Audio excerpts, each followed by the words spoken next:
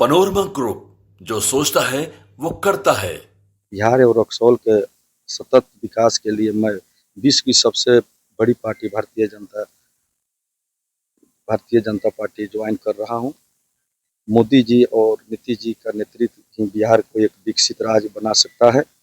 नमस्कार, news for nation देख रहे हैं यहाँ पर। मैं हूँ अदिति आपके साथ। बिहार विधानसभा चुनाव 2025 के दूसरे फेज के मतदान के ठीक एक दिन पहले कुछ ऐसा हुआ जिसने महागठबंधन के खेमे में हलचल तेज कर दी है। जी हाँ, इससे तेजस्वी यादव को भी बड़ा झटका लगा है। दरअसल आरजेडी के एक वरिष्ठ नेता, बड़े नेता ने आरजेडी का दामन छोड़ बीजेपी का हाथ पकड़ लिया है। जी, आरजेडी के वरिष्ठ नेता सुरेश यादव ने आरजेडी का दामन छोड़ अब बीजेपी का हाथ पकड़ लिया है, जिससे तेजस्वी यादव को बड़ा झटका लगा है।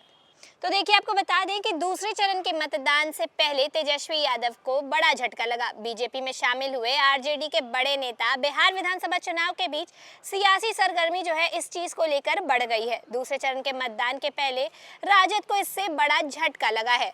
आपको बता दें कि राजद के पूर्व प्रत्याशी और बड़े नेता सुरेश यादव ने पार्टी से इस्तीफा दे दिया है। सुरेश यादव ने अब भारतीय जनता पार्टी का दामन थाम लिया है। सोमवार को उप मुख्यमंत्री सम्राट चौधरी ने उन्हें पार्टी की सदस्यता ग्रहण कराई। बता दें कि सुरेश यादव जो हैं वो रक्सौल से आरजेडी के पूर्व प्रत्याशी हैं।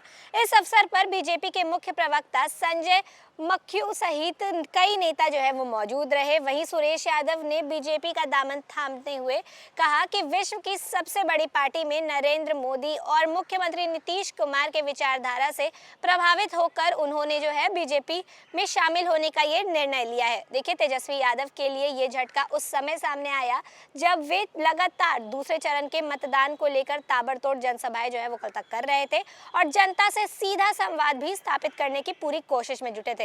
ऐसे में पार्टी के वरिष्ठ नेता का जाना आरजेडी की अंदरूनी स्थिति पर कई सवाल खड़े कर रहा है। सूत्रों के मुताबिक सुरेश यादव लंबे समय से पार्टी नेतृत्व से नाराज चल रहे थे और टिकट बंटवारे को लेकर भी असंतोष जताया था। वहीं बीजेपी में शामिल होने के बाद सुरेश यादव ने कहा कि अब वे बिहार के विकास के लिए काम करना चाहते हैं और प्रधानमंत्री नरेंद्र मोदी के विकसित भारत के संकल्प से जो है वो प्रेरित है। उन्होंने दावा किया कि रक्सौल समेत सीमावर्ती इलाकों में बीजेपी की स्थिति मजबूत है और इस बार एनडीए भारी बहुमत से जो है वो सरकार बनाएगा। दूसरी ओर आरजेडी खेमे में इस घटनाक्रम से हलचल जो है वो काफी तेज मची हुई है, क्योंकि चुनाव से ठीक पहले बड़े चेहरे का पाला बदलना विपक्षी दलों के लिए चुनौती साबित हो सकता है। आज देश के माननीय प्रधानमंत्री नरेंद्र मोदी जी और बिहार के माननीय मुख्यमंत्री नीतीश कुमार जी के द्वारा राज्य एवं देश हित के किए जा रहे कार्यों के प्रभावित होकर बिहार और रक्सौल के सतत विकास के लिए मैं विश्व की सबसे बड़ी party Bharatiya Janata party join कर रहा हूं। मोदी जी और नीतीश जी का नेतृत्व ही बिहार को एक विकसित राज्य बना सकता है और रक्सौल के लिए भी मेरा यही दृढ़ संकल्प है। भाजपा के राज्य और केंद्रीय नेतृत्व का बहुत बहुत धन्यवाद करता हूँ। ठीक है।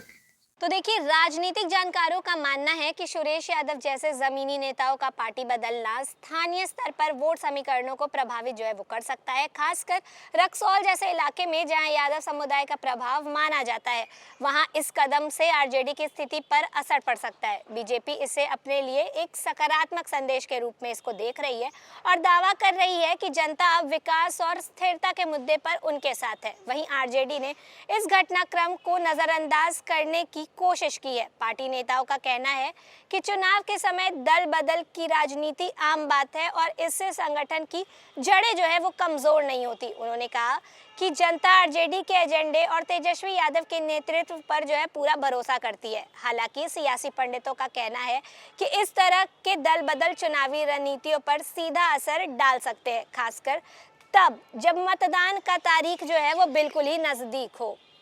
देखिए, नेताओं का जो ये फेर बदल का पूरा सिलसिला चल रहा है चुनाव के मतदान के ठीक एक दिन पहले, उसका निष्कर्ष क्या निकलेगा, उसका रिजल्ट क्या निकलेगा, ये तो 14 नवंबर को ही पता चलेगा, जो हम आपको अपडेट करते भी रहेंगे। लेकिन इससे एक बात तो साफ है कि तेजस्वी यादव को इससे बड़ा झटका लगा है। लेकिन रिजल्ट क्या होगा वो सब हम आपको टाइम टू टाइम अपडेट करते रहेंगे। ऐसी ही जानकारियों के लिए बने रहे न्यूज फॉर नेशन के साथ। धन्यवाद। किरण के साथ जाग उठा बिहार, हर मत बने नई उम्मीद, हर कदम जिम्मेदारी। न्यूज फॉर नेशन की अपील, 6 और 11 नवंबर को घर से निकलें, वोट करें और अपने भाग्य विधाता खुद बने।